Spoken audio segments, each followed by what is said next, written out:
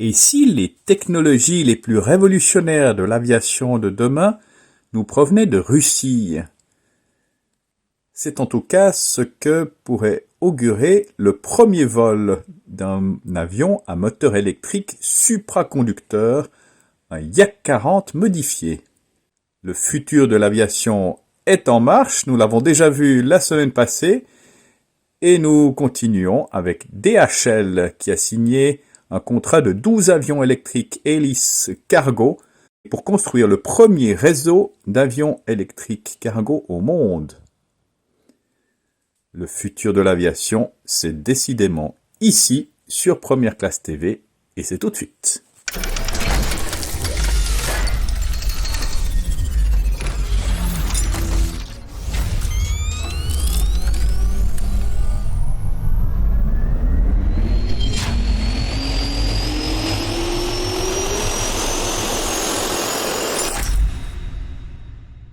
Bonjour et bienvenue sur Première Classe TV, votre chaîne d'information sur les voyages d'affaires du futur. Vous prenez un vieil avion soviétique, un jet trimoteur de transport aérien commercial régional, et vous lui mettez un moteur électrique à supraconducteur dans le nez.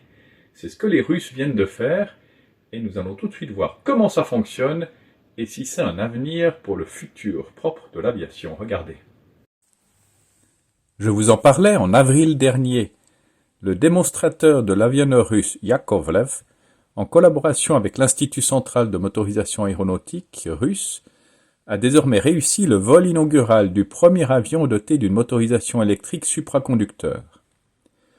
L'avion, un Yak-40 LL modifié avec un moteur électrique supraconducteur de 500 kW entraînant une hélice montée sur le nez, a effectué une démonstration en vol pour la première fois au salon aéronautique russe MAX 2021 à Youkovski, près de Moscou. Yakovlev et le CIAM sont engagés dans le développement d'un moteur d'avion basé sur les technologies issues de la supraconductivité et de la cryogénique. Développé par des spécialistes en matériaux de la société russe Superox, ce nouveau moteur arbore des technologies particulièrement innovantes, exploitant des matériaux supraconducteurs à haute température. Les matériaux supraconducteurs ont la particularité de ne présenter aucune résistance électrique, permettant de transporter de l'électricité sans déperdition énergétique.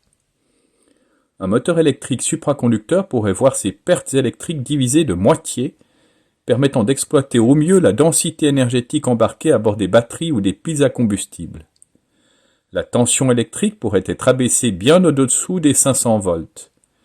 De plus, la masse des composants, notamment des câbles électriques, pourrait être considérablement réduite, diminuant ainsi le poids de l'avion et lui permettant de disposer d'une meilleure charge utile.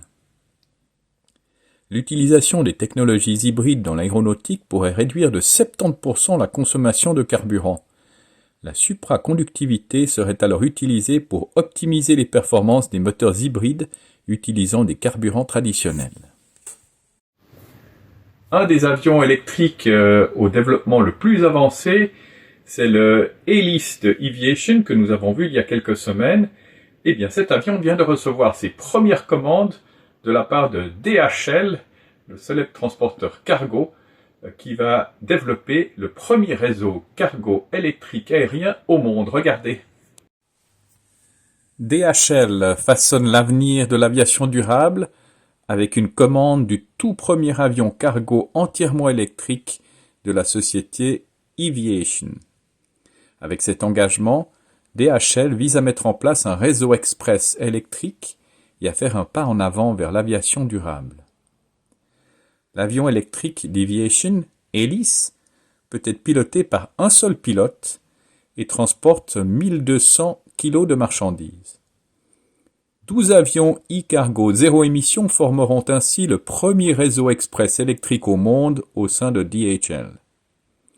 Selon l'avionneur Eviation, le premier vol de l'Hélice aura lieu cette année encore. DHL en sera le client de lancement, écrivant ainsi une nouvelle page de l'histoire de l'aviation. Eviation prévoit de livrer l'avion électrique Hélice à DHL en 2024. L'Hélice est conçue pour 9 passagers et 1 ou 2 membres d'équipage. Il ne produit aucune émission de carbone. Il est extrêmement silencieux et son coût par heure de vol est très faible. L'avion est propulsé par 2 moteurs électriques Magni 650 de Magni X.